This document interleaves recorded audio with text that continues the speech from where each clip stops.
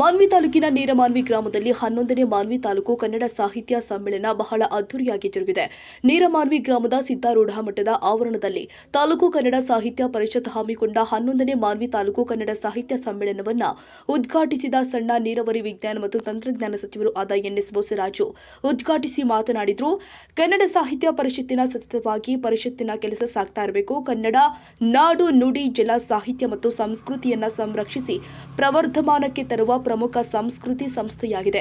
ರಾಯಚೂರು ಜಿಲ್ಲೆಯಲ್ಲಿ 2016ರ 82ನೇ ಅಖಿಲ ಭಾರತ ಕನ್ನಡ ಸಾಹಿತ್ಯ ಸಮ್ಮೇಳನದ ಅತ್ಯಂತ ಯಶಸ್ವಿಯಾಗಿ ನಡೆದಿರುವುದು ಮತ್ತು ಮಾನ್ವಿಯಲ್ಲಿ 2006ರಲ್ಲಿ ರಾಯಚೂರು ಜಿಲ್ಲಾ ಮಟ್ಟದ ಸಾಹಿತ್ಯ ಸಮ್ಮೇಳನ ನಮ್ಮ ಅವಧಿಯಲ್ಲಿ ನಡೆದಿರುವುದು ಮತ್ತು ಎಂತಹದೇ ಸಂದರ್ಭದಲ್ಲಿ ನಮ್ಮ ನಾಡಿನ ರಕ್ಷಣೆಯ ಬಗ್ಗೆ ನಾವು ಜಾಗೃತರಾಗಿರಬೇಕು ಎಂದು ಅಭಿಪ್ರಾಯ ವ್ಯಕ್ತಪಡಿಸಿದ್ದಾರೆ.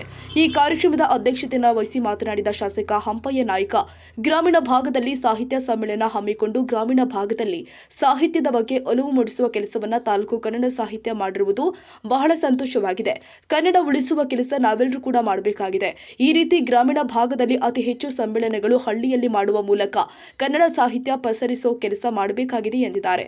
ಈ ಸಂದರ್ಭದಲ್ಲಿ ಸಾಹಿತ್ಯ ಪೂಜ್ಯ ಶ್ರೀ ಬ್ರಹ್ಮ ವಿರೂಪಾಕ್ಷ ಪಂಡಿತಾರಾಧ್ಯ ಶಿವಾಚಾರ್ಯ ಮಹಾಸ್ವಾಮಿಗಳು ಕಲ್ಮಠ ಮಾನ್ವಿ, ಜನಾಬ್ ಮುಫ್ತಿ ಮೌಲಾನಾ ಸೈಯದ್ ಹಸನ್ ಜಿಶಾನ್ ಖಾದ್ರಿ ಮಾನ್ವಿ, ವಂದನೀಯ father Vincent Suresh Saint Mary's church Manvi, ಪೂಜ್ಯ ಶ್ರೀ ದೇವೇಂದ್ರಪ್ಪ ತಾತನವರು, ಶ್ರೀ ಸಿದ್ದಾರೂಢ ಮಠ ನೀರಮಾನ್ವಿ ಸಮ್ಮೇಳನದ ಅಧ್ಯಕ್ಷರು ಆದ ಡಾಕ್ಟರ್ ಬಸವಪ್ರಭು ಪಾಟೀಲ್ ಬೆಟ್ಟದೂರು, ಸಿದ್ದರಾಮ್ ಹೊನ್ನಕಲ್, ಜಿಲ್ಲಾ ಕನ್ನಡ ಸಾಹಿತ್ಯ ಪರಿಷತ್ತಿನ ಅಧ್ಯಕ್ಷರು ಆದ ರಂಗಣ್ಣ ಆಲುಂಡಿ, ಮಾನ್ವಿ ತಾಲೂಕು ಅಧ್ಯಕ್ಷರು ಆದ ಶರಣಬಸವ ನೀರಮಾನ್ವಿ, ಮಾಜಿ ಶಾಸಕರುಗಳು ಆದ ಬಸನಗೌಡ ಬ್ಯಾಗವಾಟ್, ಗಂಗಾಧರ ನಾಯಕ್, ರಾಜವೆಂಕಟಪ್ಪ ನಾಯಕ್, ರೌಡ್ರು ಮಹಂತೇಶ್ ಸ್ವಾಮಿ, ತಾಲೂಕು ಪಂಚಾಯತ್ ಮಾಜಿ ಅಧ್ಯಕ್ಷರು ಆದ ಚೆನ್ನಪ್ಪಗೌಡ ಬೆಟ್ಟದೂರು, ಶ್ರೀ ರಾಮುಲು ನೀರಮಾನ್ವಿ, ಗೋಪಾಲ್ ನಾಯಕ್ ನೀರ್ಮಾನ್ವಿ, ಬಡ್ಡು ಸಾಬ್, ಜಿಲ್ಲಾ ಪಂಚಾಯತ್ ಮಾಜಿ ಸದಸ್ಯರು ಆದ ಸಿದ್ದರಾಮಯ್ಯ ಸರಿ ಮತ್ತಿತರರು ಹಾಜರಿದ್ದರು.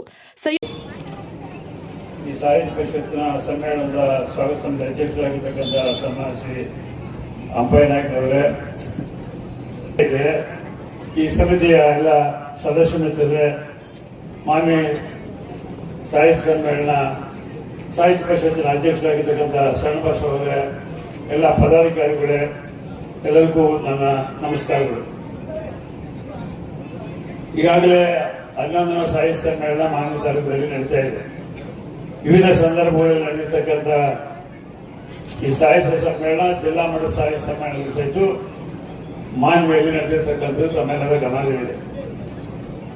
ಕನ್ನಡ ನಾಡಿನ ನಡ ನುಡಿ ಭಾಷಾ ಜಲ ವಿಷಯಗಳು ಬಂದಾಗ ಇಡೀ ರಾಜ್ಯದಲ್ಲಿ ಸಾಹಿತ್ಯ ಪರಿಷತ್ನವರು ಹೋರಾಟಗಳ ಮುಖಾಂತರ ಅದನ್ನು ರಕ್ಷಣೆ ಮಾಡತಕ್ಕಂಥ ಒಂದು ಪ್ರಯತ್ನ ಸದಾ ಕಾಲದಲ್ಲಿ ನಡೀತಾ ಇದೆ.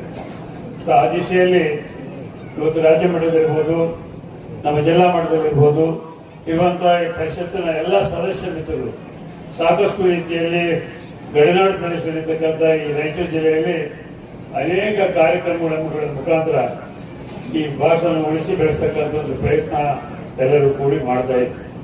ಈ ಸಂದರ್ಭದಲ್ಲಿ ಈಗಾಗಲೇ